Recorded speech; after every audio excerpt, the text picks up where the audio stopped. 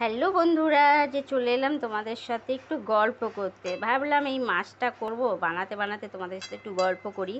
এখানে দেখো আমি সর্ষে আছে, এর মধ্যে পেঁয়াজ, 2 কোয়া রসুন, কাঁচা লঙ্কা বেটেছি একসঙ্গে, বেটে নুন দিয়ে আর এর মধ্যে নুনও দিয়েছি, সর্ষে তেল দিয়ে মাখছিলাম। তো ভাবছিলাম তোমাদের সাথে একটু শেয়ার করি, তাই চলে এলাম।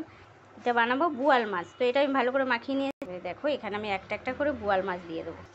এটা বানাবো আম, সর্ষে, পেঁয়াজ, বোয়াল। এটা ভালো করে এবারে মাখিয়ে নেবো। এর সাথে এখানে হলুদ দিতে ভুলে গেছি, একটু হলুদ দিয়ে দিলাম। এবার ভালো করে আর একটু মাখিয়ে নেবো। কত সুন্দর করে মাখিয়ে নিয়েছি। এবার ওপর দিয়ে একটু সর্ষে তেল দিয়ে দেবো। আগেও সর্ষে তেল দিয়েছি, আর এখন একটু ওপর দিয়ে হাতে করে নিয়ে দিয়ে দিচ্ছি।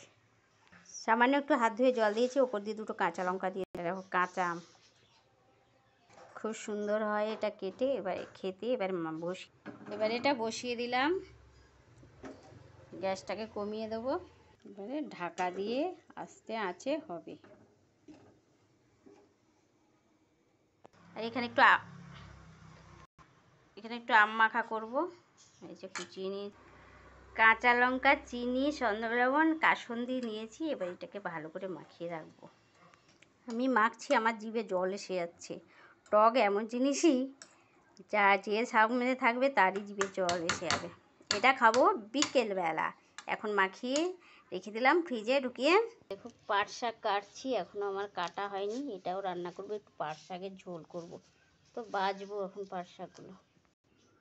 পেঁপে, আলু আর হচ্ছে কি মটর ডালের বড়া করে একটা তরকারি করেছি, মাখা মাখা করে। এখানে 4টে বড়া রেখে দিয়েছি তোমাদের দাদার জন্য। এটা বানিয়েছি ডিম ডাল, ডিম ফাটিয়ে মসুর ডাল দিয়ে করেছি। এটাকে বলে ডিম ডাল, খেতে কিন্তু অসাধারণ। আমের চাটনি 1 বাটি ফ্রিজে ঢুকিয়ে রাখবো। ঠান্ডা ঠান্ডা চাটনি হেভি লাগবে, চুমুক দিয়ে খাবো। এটার সাথে আমি আলু দিয়েছি, ডালটার সাথে ভুলে গেছি। আলু দিয়ে ডিম ফাটিয়ে ডাল করেছি। খুলে দেখি চলো কেমন আছে অবস্থা। বাহ, দেখো কত সুন্দর তেল ছেড়ে যাচ্ছে। কি হচ্ছে, বাহ কত সুন্দর হয়ে গেছে। দেখো এবারে উল্টে দেবো। তেল ছেড়েছে দেখেছো? মাছগুলোও সুন্দর সেদ্ধ হয়ে গেছে, আমগুলোও সেদ্ধ হয়ে গেছে। গ্যাসটা আমি বন্ধ করে রাখলাম, মাছটা লেগে গেছে তো, আস্তে করে তারপরে তুলে নেব।